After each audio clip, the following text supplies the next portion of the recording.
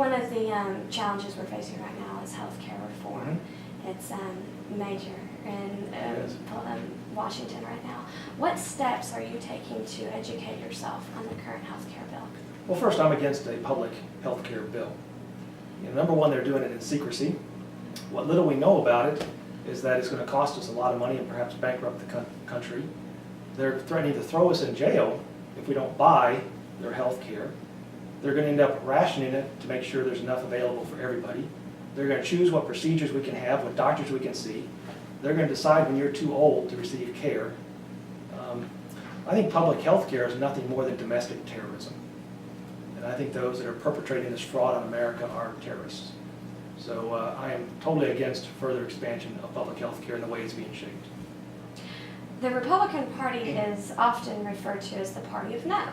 They have been accused of not offering any valid solutions to the looming health care crisis. What are the areas of health care reform that you do support?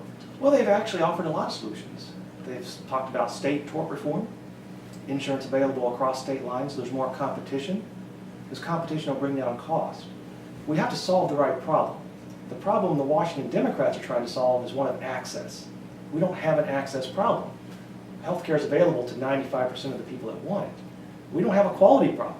I think we would all agree healthcare is pretty good. What we have is a cost problem. So we need to focus on the right problem. Competition will bring down cost. And so the more competition we can bring into the environment, the lower the costs will be. The other thing I've often talked about that I don't hear others talking about is good faith estimates. When you go get your car work done, they tell you what's going to cost. Get your self work done, you have no idea. You don't know when the bills are going to stop coming because you get one for the lab and the radiologist and the doctor and they just keep coming. So we need to know up front what it's going to cost, and we need more competition. So transparency and competition are the answers to bringing down the cost. Now, for those that don't have health care insurance that want it, when we bring down the cost, it'll be more available to them as well. So bringing down the cost helps the availability issue for those other 5%. So I think the Republicans have some good Reagan conservative ideas. They're just not being listened to. Well, speaking of that, just recently C-SPAN has been excluded from televising the final debates of the health care bill. What do you think of this? Well, like I said, it's domestic terrorism. To not let the American people know what legislation is being passed, to threaten us with jail time, to tell us when we reach a certain age we don't deserve health care. This is domestic terrorism at its finest. It's thuggery. It's cronyism. It's all those words. And we should not have any part of it. I've often said that if they're going to spend stimulus money, they better build jails, because I'm not going to buy the health care insurance, and that's probably where you'll find me, is in jail. So we need to stand tall and push back. It truly is the wrong way to go about business.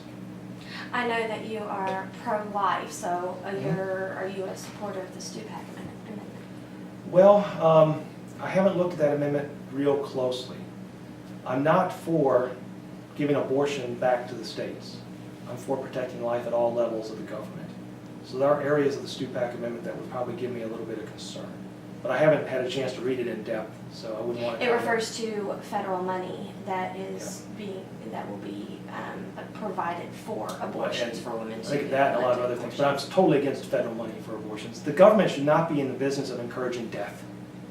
The government's sole purpose, the sworn duty of an elected official, is to secure the blessings of liberty for ourselves and our posterity. The government is in the wrong business if they're in the business of death. So you mentioned the states and the federal rights of abortion, Roe versus Wade. Would you be in favor of overturning Roe versus Wade and giving it back to the states? No. I'm in favor of overturning Roe versus Wade with a personhood amendment that makes it clear that the unborn class of citizen, which we've all been a part of, have the same constitutional rights as you and I, which means that they need to have due process before death. And so I'm for protecting life at all levels of the government. If the state is unwilling to do it, then the federal government has an obligation to step in and protect that class of citizen, just as they would if there was any class of citizen being wrongly murdered. The government would step in. So I would let the states make the decision, but if they're unwilling to, then the federal government needs to enforce that the unborn have constitutional rights. So on a federal level, and make it illegal within all 50 states? Yes. Okay. The current administration, I wanted to ask this question about healthcare. The current administration has been quoted numerous times about the importance of reading every piece of legislation and posting it online for lawmakers. And they have been doing the debates behind closed doors. What does the Constitution tell you about this? Well, the legislative branch is responsible for legislation.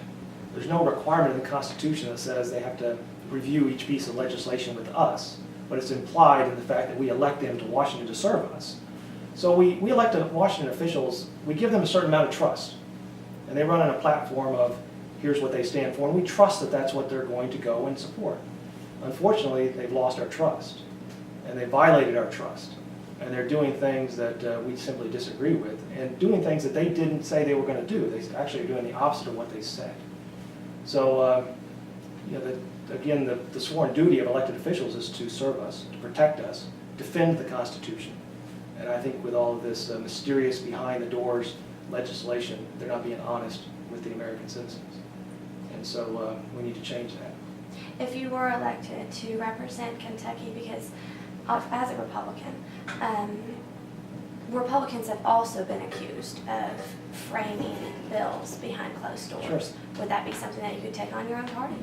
Well, I think so. I think it's a good idea to make this stuff transparent. Our current administration ran on transparency, yet he can't even produce a birth certificate. So they should have told us right there that he's not going to be very transparent.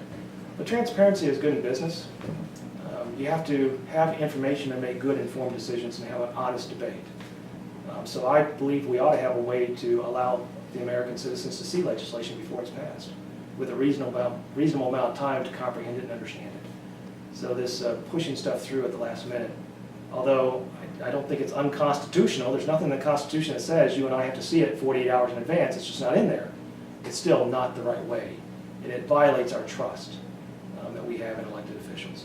So I would want to make sure it's available to people to see it. You mentioned Obama's birth certificate. Where do you think he was born?